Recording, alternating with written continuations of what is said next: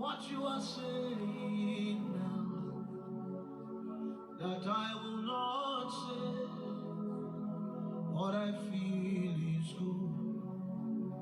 Open my eyes to see what you are saying now, that I will not say what I feel is good. Open my eyes to see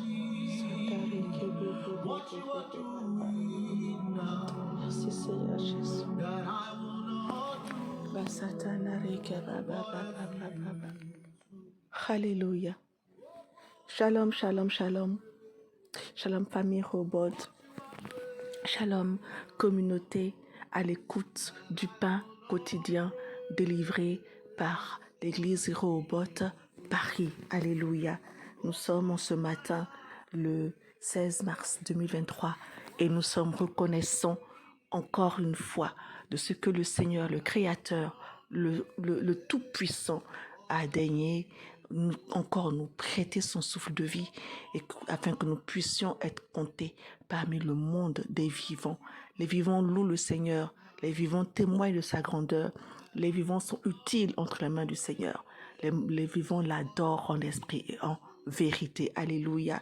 Nous sommes donc à notre espace de pain quotidien et sans plus tarder, nous allons prendre nos Bibles dans le livre, donc cette fois-ci, le livre de Malachie, Malachie chapitre 2, le verset 7. Et je vais prendre la parole de Dieu maintenant dans la version parole vivante. La Bible parole vivante va dire ceci en Malachie chapitre 2, le verset 7. Oui, c'est le rôle du prêtre d'enseigner la connaissance de Dieu. C'est le prêtre que les gens consultent pour connaître la loi. En effet, il est le porte-parole du Seigneur de l'univers. Lorsque nous nous intéressons à la version, excusez-moi, la version Louis II, voilà ce qu'elle nous dit, la version Louis II. Malachie chapitre 2, le verset 7 va nous dire ceci. Car les lèvres du sacrificateur doivent garder la science. Et c'est à sa bouche qu'on demande la loi, parce qu'il est un envoyé de l'Éternel des armées. Amen. Le thème de notre pain quotidien de ce jour, c'est secret de sacrificateur. Secret de sacrificateur. Et le thème de la semaine, c'est maîtriser la science. Oui, bien aimé. Depuis donc le début du mois, nous sommes en train d'étudier l'esprit de réussite. Comment acquérir l'esprit de réussite. Et nous avons identifié la mentalité pour réussir la première semaine. Ensuite, nous avons cherché à croître en sagesse, amen, et parce qu'on a compris que la réussite, pour réussir, il faut une mentalité, il faut de la sagesse, et maintenant, nous avons aussi compris que pour réussir, il faut de la science. Hier, nous avons vu avec prophète Nathan la crainte de l'Éternel, ce qu'elle encourt, ce qu'elle recouvre, ce qu'elle signifie.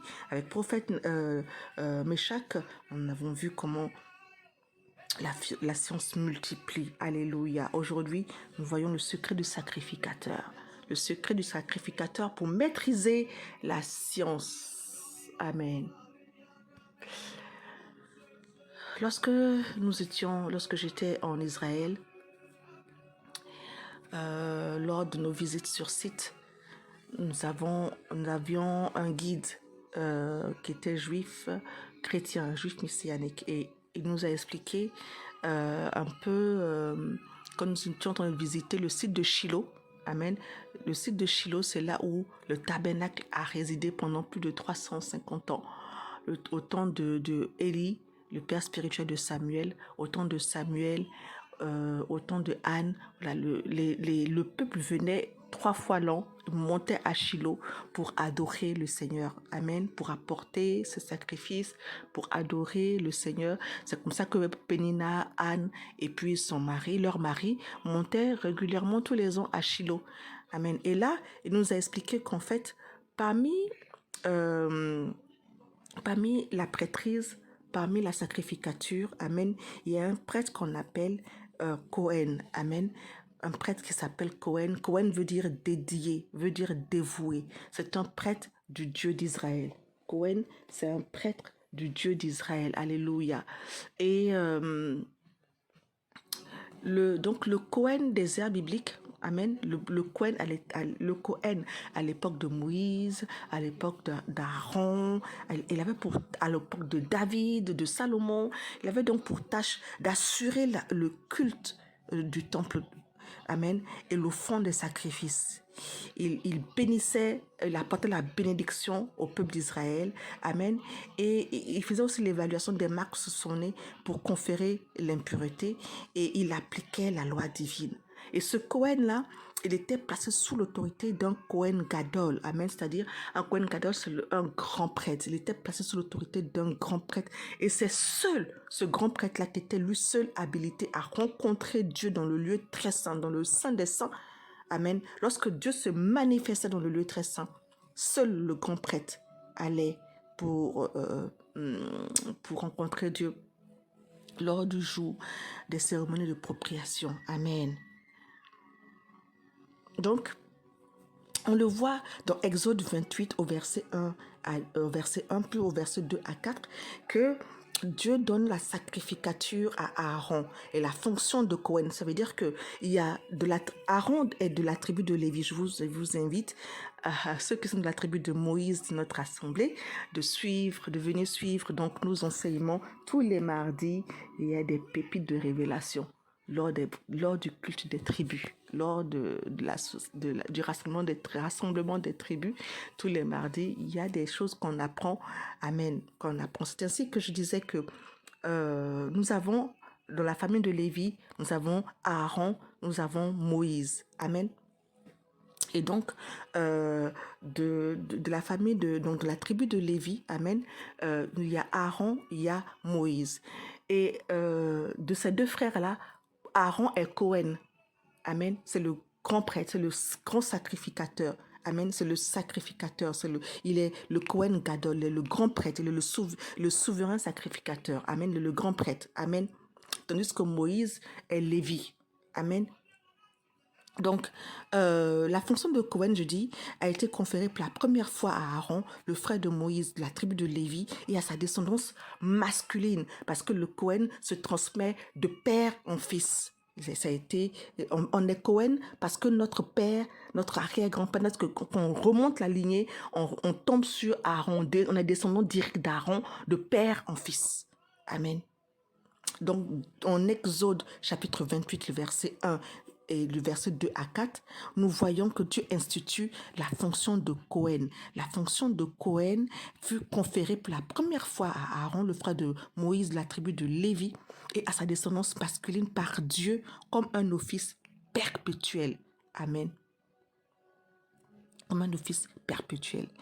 Pourquoi je vous raconte cela? C'est pour comprendre pourquoi le Seigneur demande d'aller voir le Cohen, d'aller voir le prêtre pour acquérir de la science. Il dit, dans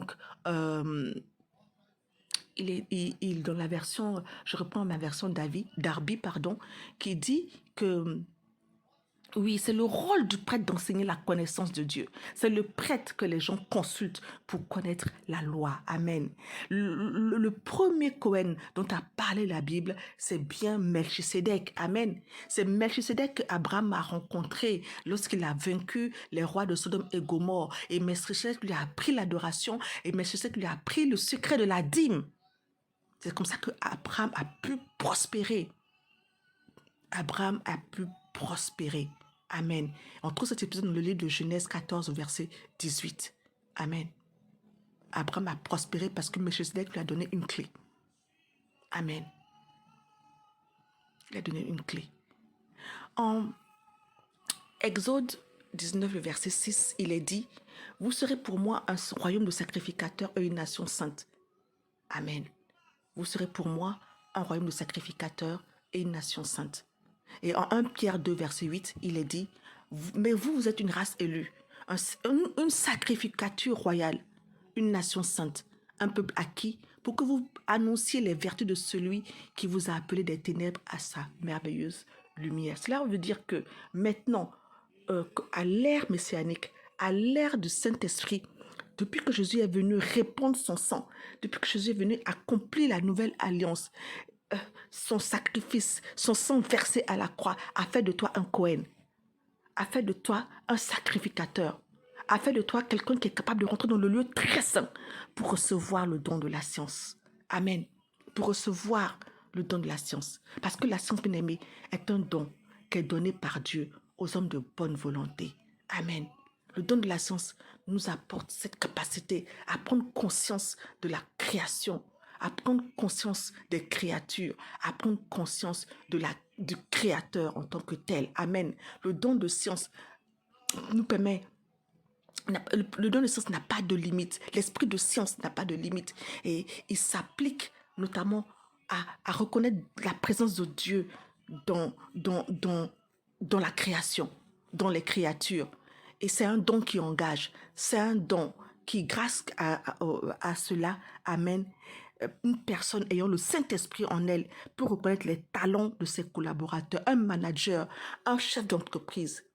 Et ce que j'apprécie chez nous, notre église Rehoboth, c'est que nous avons un père spirituel, prophète Samuel Adé, qui est un faiseur de rois, qui est un faiseur de destinée. Pourquoi? Parce qu'il a acquis la science en tant que grand prêtre, en tant que Cohen de l'église Rehoboth. Il a en lui le Saint-Esprit qui lui a donné le don de science, de sorte qu'il sait reconnaître en chacun de nous les talents, le dépôt de science que le Seigneur a déposé en nous. C'est comme ça que nous, à Rehoboth, nous avons appris et nous apprenons tous les jours à travailler avec les dons de chacun en harmonie. Amen. Parce que c'est un don. L'esprit de science est un don qui engage.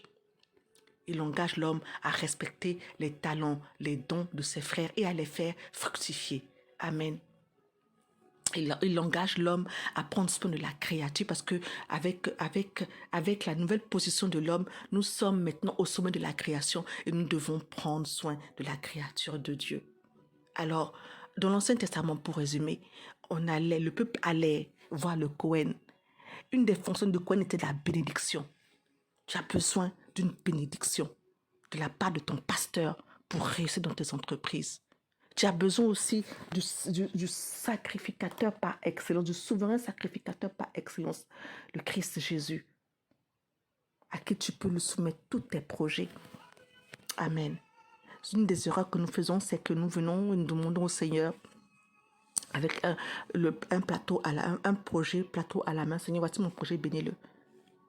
Et en fait, non, ce n'est pas la bonne méthode. La bonne méthode, c'est de dire au Seigneur, Seigneur, insuffle en moi une idée qui va bouleverser la face du monde. Parce que Dieu a donné l'intelligence à Beth-Salil pour faire toute bonne œuvre, tout ouvrage, de l'or. Oui. Donc, Dieu qui a béni, qui a donné cette intelligence à Beth-Sédec est capable de donner cette intelligence-là pour qu'à ton tour, toi aussi, tu sois en bénédiction pour ta communauté, pour ta famille, pour ta nation, pour le monde entier. Arrêtons de venir demander au Seigneur, de venir avec des projets, tout faire, Seigneur, voici mon projet, bénis-le. Dieu ne peut pas, n'est pas notre... voilà. Mais par contre, dire cette prière sage, Seigneur, je sais, tu es le créateur de toutes choses. L'esprit de science, c'est toi qui l'as, c'est toi qui la donnes. Donne-moi, insuffle en moi une idée, un projet, une vision qui va impacter ma génération, parce que je veux être une source de bénédiction. Et ainsi, le Seigneur mettra en toi les germes d'un projet qui feront de toi une immense bénédiction pour toi, pour ta famille, pour tes enfants. Au nom de Jésus, demeurons bénis. N'oublions pas le don de la science. L'esprit de science est donné à Dieu, aux hommes de bonne volonté, parce que c'est un don du Saint-Esprit. Soyons bénis au nom de Jésus. Amen.